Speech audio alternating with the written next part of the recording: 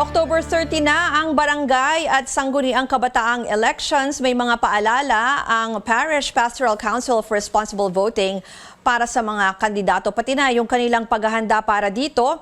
Kaya para maipaliwanag po natin yan, sa atin yan, makakapanayam natin ang PPCRBN trustee na si Dr. Arwin Serrano. At pwede rin po kayong sumali sa aming talakayan, i-post ang inyong mga tanong o komento sa aming Facebook Live. Magandang hapon po, Dr. Arwin. Magandang hapon, Ruth. Una po muna kanina, iniulat namin may mga paglabag na sa gun ban violations. No? Buti sa gun ban, buti maayos yung monitoring din po. No? Kamusta naman ang monitoring po ng inyong grupo pagdating dito sa sa mga nangyayari po na paghahanda para sa eleksyon? Okay. But particularly sa gun ban, wala kaming Yes, kasi law enforcement. Oo. Pareho rin tayo na nakikinig din sa mga anunsyo, sa mga balita. Pero sa mga pangyayari ngayon, lalo-lalo na magtatapos na yung filing of candidacy para sa Abra at saka Metro Manila, natapos na kahapon sa Ilocos Norte, at natapos na sa karamihan noong Sabado. Marami-rami po yung mga nag-file ng kanilang COC, lalo na during the first 2 days, noong August 28 at August 29. Kasi in-extend po ng COMELEC dahil nga nagbagyo or baha doon sa ilang lugar, Kaya kasama dito sa Metro Manila. Yes. Kaya ngayon, inaantabayanan din namin, pero sa monitoring namin, parang kukonti na lamang yung mga nagpa-file. So hindi natin alam kung biglang bubuhos yan mamaya 1 hour before or malapit na bago mag alas 5. Dito kasi sa Metro Manila today, yung ibang lugar today. noong Sabado ba or Linggo? Sabado yung karamihan. Yes. At lumagpas na tayo sa 1 million threshold, no? Ng mga nag-file. Ng mga nag-file. Kaya ayan, natabayanan namin yung magiging pinal na report ng COMELEC regarding dun sa filing. Ngayon, meron din tayong magiging activities this coming week din regarding naman dun sa mga detainee voters o yung mga persons deprived of liberty. Okay. So, titingnan din ng magko-convene uli ang Electoral Registration Board sa pangunguna ng mga election officer. Kasama rin po kami roon at titingnan namin yung talaan ng mga botante ng ating mga pansamantalang nakakulong sa iba't ibang mga jails. No? Yung bukod po dyan sa mga binanggit yung mga ganyang klase ng paghahanda, siguro isa lang sa gusto ko sanang matalakay kasi syempre yung mga nag-file, more than 1 million na ito, sinasabi rin ito ng COMELEC, no, considered as candidates na po sila. Yes. Diba? So paalala nyo lang po sa kanila at saka ano po ba yung common violations na nakikita nyo pag ganito? Kasi di ba parang bawal yung mga premature campaigning, pakikwento nga po sa amin kung ano yung dapat nilang bantayan. Yes, dahil ang official campaign period ay 10 araw lamang. Kaya ganun na lamang yung pagnanais ng mga nag-file ng candidacy na makapagkampanya ng palihim. Yes. Oo. Kaya ito yung mga susubaybayan namin at susubaybayan natin. Ganun din yung kapwa kandidato, magsusubaybay din sila. Baka merong mga attempt na mangampanya ng kahit palihim. Tapos yung mga naipaskil na mga posters or mga tarpaulin, dapat tinanggal na ito the moment na nag-file sila ng kanilang COC. Kasama na rin dito yung bago ngayon, Ruth, yung social media platforms. Dahil nung mga nakaraan naman wala namang ganong pagbabawal at hindi naman ganong kapopular. Pero ngayon dahil ganon nakapopular, sinama na rin yan sa pagbabawal ng COMELEC, pati yung pangampanya sa iba't ibang uri ng social media platforms. Pero parang meron po bang set of guidelines especially for social media? Kasi halimbawa kung hindi naman related sa election, di ba sinasabi ng COMELEC, kahit hindi nyo sabihing vote for me parang may mga certain appearances na maituturing pa rin na premature campaigning. Yes, lalo-lalo na kung meron silang mga pinapakita na pagtulong nila o paghahandog ng mga serbisyo. At saka sa TikTok, kahit na pasayaw-sayaw, sabi nga ni Chairman Garcia, kasama pati TikTok. So kaya yan, mga bago yan, kaya atin din yan susubaybayan kung merong mga mangyayaring paglabag, no, para sila ay madiskwalipika. Kaya ingat-ingat po tayo mga kandidato at ganoon din sa mga tagasunod ng mga kandidato. Doc Arwin, isa pang nakita ko na unique for this SK elections. I don't know kung kayo lang ba to, yung may kamag-anak kasi sila, 'di ba, na parang second degree, no, Yes. na bawal.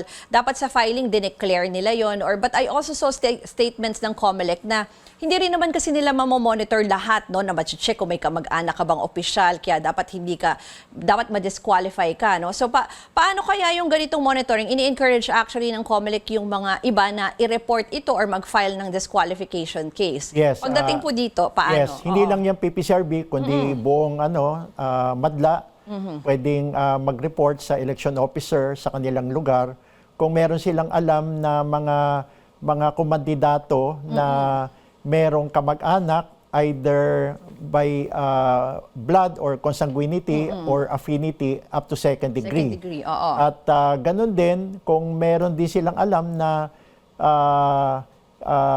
hindi tama yung pagsasabi doon ng kanilang edad, kasi ang edad dapat oo, ay oo. 18 to 24 years old lamang.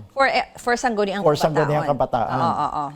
Okay. Yan. Sige, mama. Ganun din sa ganun din sa barangay kung merong mga tatakbo na nakalagpasan ng 3 termino, meron silang kaalaman na ganyan at hindi yan dineklara.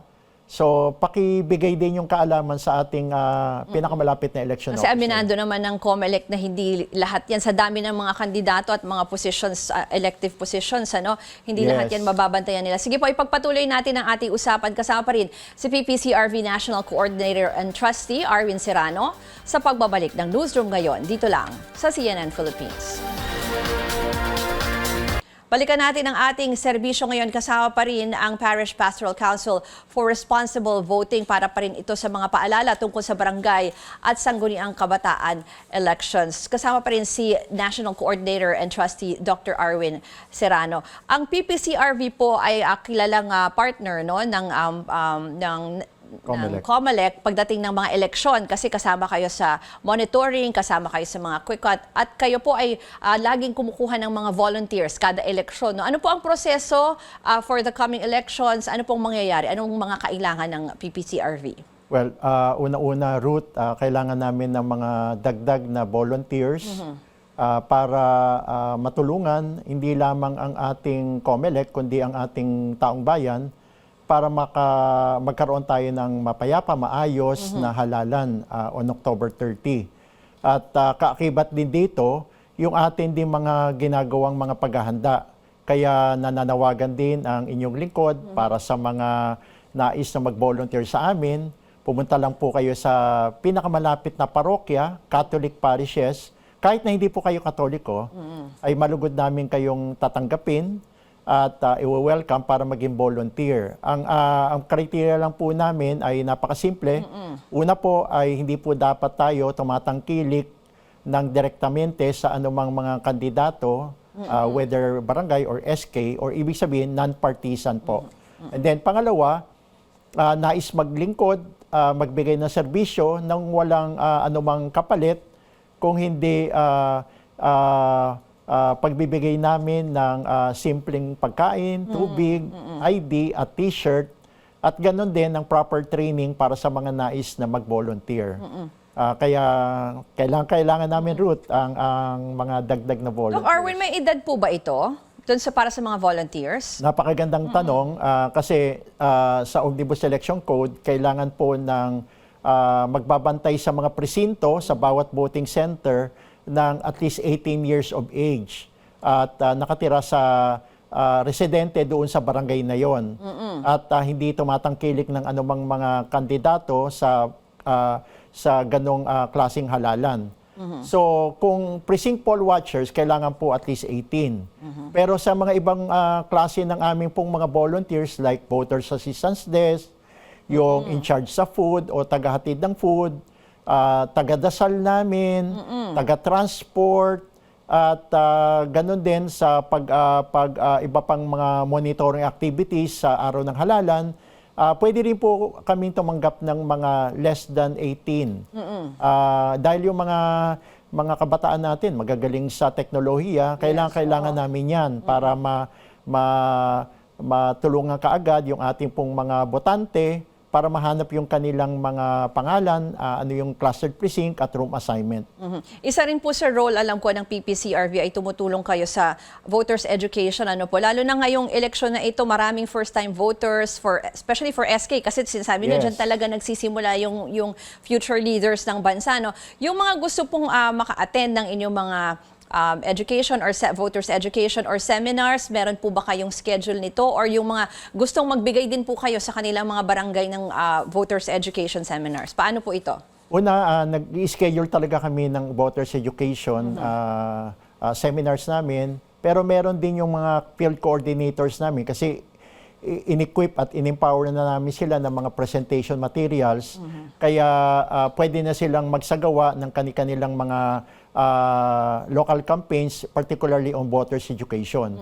At sa voters education, meron po kami mga iba't ibang mga pamamaraan para magabayan, matulungan ng ating po mga botante para makapili sila at makapaghandog ng isang matalino, pinagdasal at talagang binigyan ng panahon para makaboto tayo at harinawa yung napili natin ay siyang manalo para magsilbi sa ating barangay at sa ating SK.